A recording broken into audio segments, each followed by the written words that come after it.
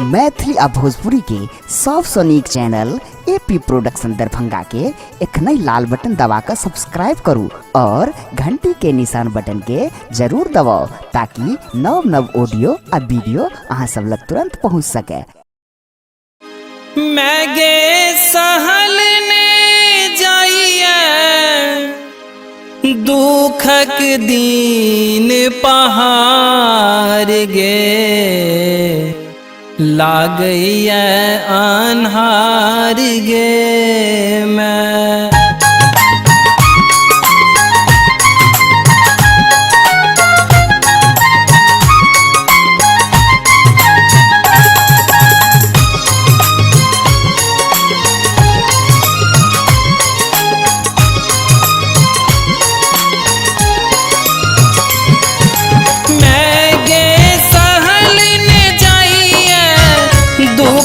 दीन पहाड़ गे लागैया अन्हार गे मैं गे सहल ने जाइए दुखक दीन पहाड़ गे लागैया अन्हार गे मैं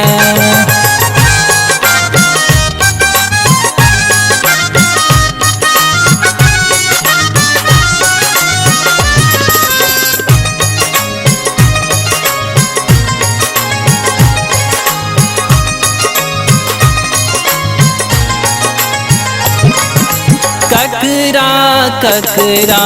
लगने गेलों अपन आनक थाहने पेलों ककरा लगने गेलों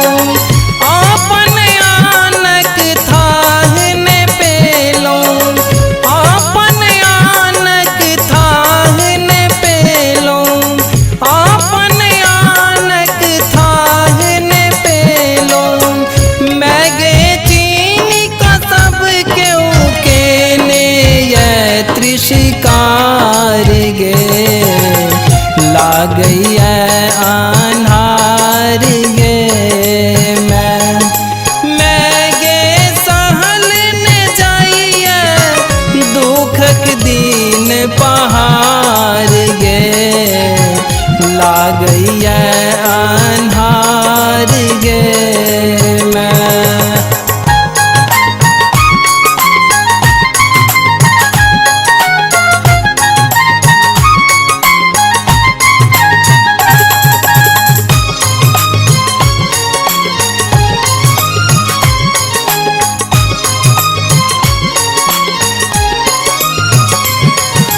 कोना लिखला हमरे कपार ओई पर करही कने विचार कोना लिखला हमरे कपार ओई पर करही कने विचार ओई पर करही कने विचार ओई पर करही कने विचार मैं गे पथरल नैना सूखल लोर टघार गे लागैया अन्हार गे मैं गे सहल ने जाइए दुखक दीन पहाड़ गे लागैया अन्हार गे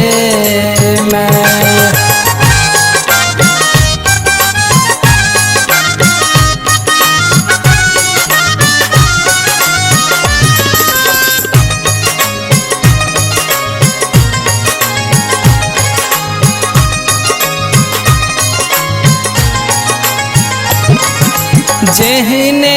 साँझ तेहने भोर नहीं बुझाइए दुखक ओर जेहने साँझ तेहने भोर नहीं बुझाइए दुखक ओर नहीं बुझाइए दुखक ओर ने